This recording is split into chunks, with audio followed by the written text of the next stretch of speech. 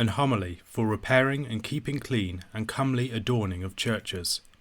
It is a common custom used of all men, when they intend to have their friends or neighbours to come to their houses to eat or drink with them, or to have any solemn assembly to treat and talk of any matter, they will have their houses, which they keep in continual reparations, to be clean and fine, lest they should be counted sluttish, or little to regard their friends and neighbours. How much more then ought the house of God, which we commonly call the church, to be sufficiently repaired in all places, and to be honourably adorned and garnished, and to be kept clean and sweet, to the comfort of the people that shall resort thereto.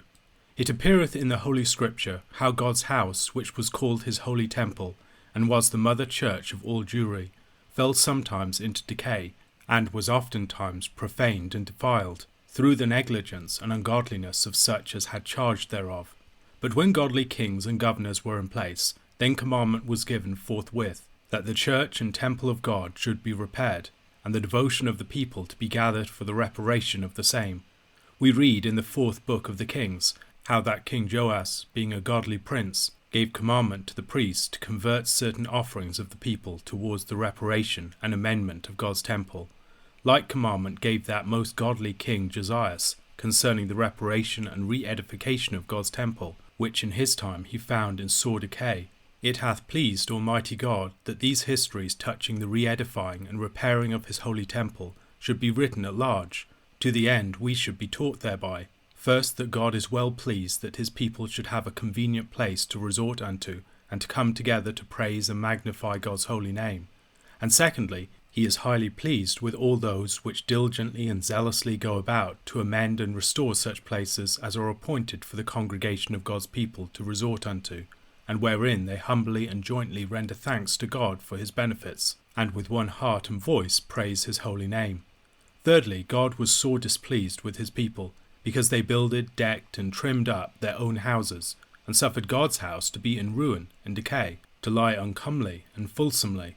Wherefore God was sore grieved with them, and plagued them, as appeareth in the prophet Haggeus. Thus saith the Lord, Is it time for you to dwell in your sealed houses, and the Lord's house not regarded? Ye have sowed much, and gathered in but little. Your meat and your clothes have neither filled you nor made you warm, and he that had his wages put it in a bottomless purse. By these plagues which God laid upon his people for neglecting of his temple, it may evidently appear that God will have his temple, his church, the place where his congregation shall resort to magnify him, well edified, well repaired, and well maintained. Some, neither regarding godliness nor the place of godly exercise, will say the temple in the old law was commanded to be built and repaired by God himself, because it had great promises annexed unto it, and because it was a figure, a sacrament, or a signification of Christ, and also of his church. To this may be easily answered, first, that our churches are not destitute of promises, forasmuch as our Saviour Christ saith, Where 2 or 3 are gathered in my name, there am I in the midst among them. A great number therefore coming to church together in the name of Christ have there, that is to say in the church, their God and Saviour Christ Jesus presently among the congregation of his faithful people by his grace, by his favour and godly assistance, according to his most assured and comfortable promises. Why then ought not Christian people to build them temples and churches, having as great promises of the presence of God, as ever had Solomon for the material temple which he did build? As touching the other point, that Solomon's temple was a figure of Christ, we know that now, in the time of the clear light of Christ Jesus the Son of God, all shadows, figures, and significations are utterly gone, all vain and unprofitable ceremonies, both Jewish and heathenish, fully abolished. And therefore our churches are not set up for figures and significations of Messias and Christ to come, but for other godly and necessary purposes. That is to say, that, like as every man hath his own house to abide in, to refresh himself in, to rest in, with such like commodities, so Almighty God will have his house and palace, whither the whole parish and congregation shall resort,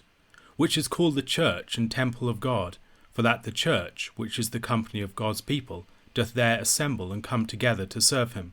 not meaning hereby that the Lord, whom the heaven of heavens is not able to hold or comprise, doth dwell in the church of lime and stone, made with man's hands, as wholly and only contained there within, and nowhere else, for so he never dwelt in Solomon's temple. Moreover, the church or temple is counted and called holy, yet not of itself, but because God's people resorting thereunto are holy, and exercise themselves in holy and heavenly things.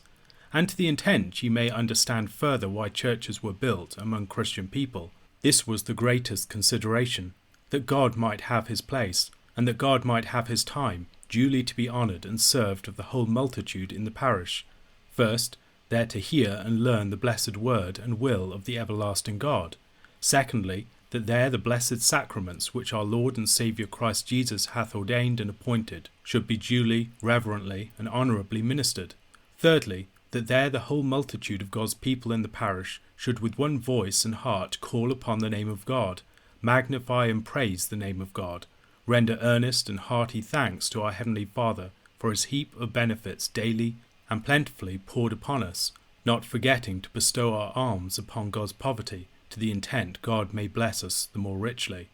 Thus you may well perceive and understand wherefore churches were built and set up amongst Christian people, and dedicated and appointed to these godly uses, and utterly exempted from all filthy, profane, and worldly uses. Wherefore all they that have little mind or devotion to repair and build God's temple are to be counted people of much ungodliness, spurning against good order in Christ's church, despising the true honour of God, with evil example offending and hindering their neighbours, otherwise well and godly disposed.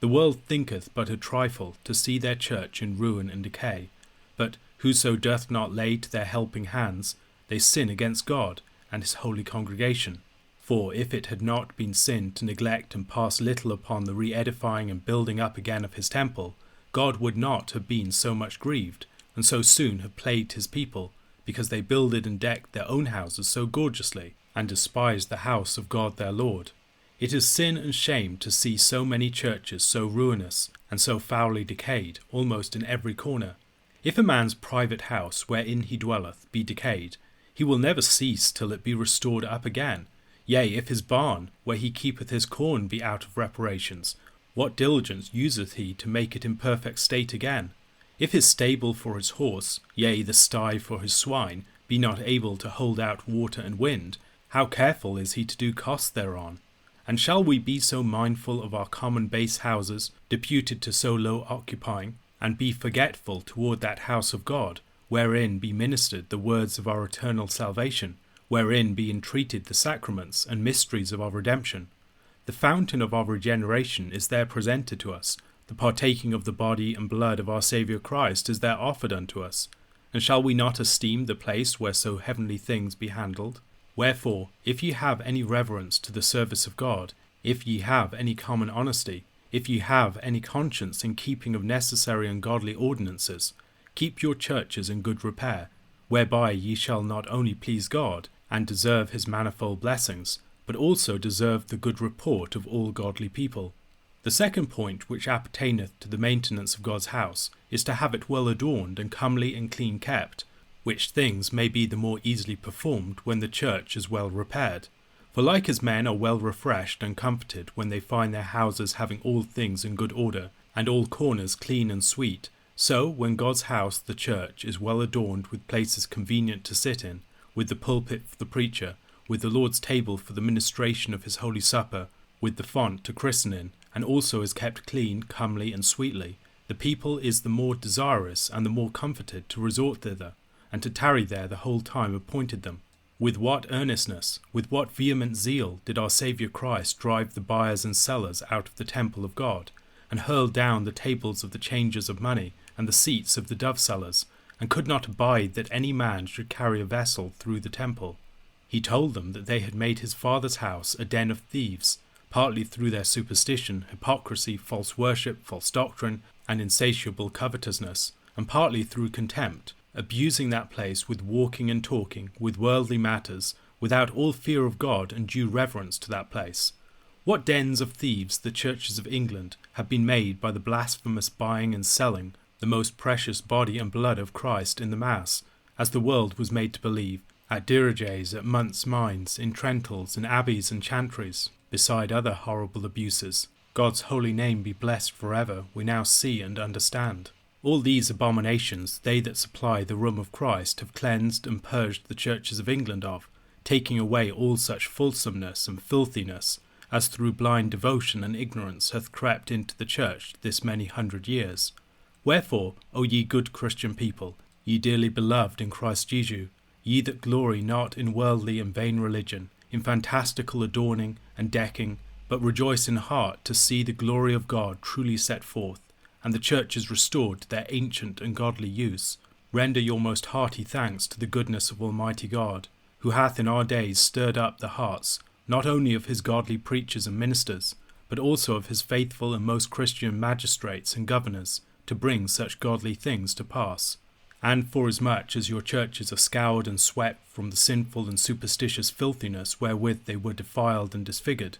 do ye your parts, good people, to keep your churches comely and clean. Suffer them not to be defiled with rain and weather, with dung of doves and owls, stares and choughs, and other filthiness, as it is foul and lamentable to behold in many places of this country. It is the house of prayer, not the house of talking, of walking, of brawling, of minstrelsy, of hawks, of dogs. Provoke not the displeasure and plagues of God for despising and abusing his holy house, as the wicked Jews did. But have God in your heart, be obedient to his blessed will, bind yourselves, every man and woman, to their power, toward the reparations and clean keeping of your church, to the intent ye may be partakers of God's manifold blessings, and that ye may the better be encouraged to resort to your parish church, there to learn your duties toward God and your neighbour, there to be present and partakers of Christ's holy sacraments, there to render thanks to your heavenly Father for the manifold benefits which he daily poureth upon you, there to pray together and to call upon God's holy name, which be blessed, world without end. Amen.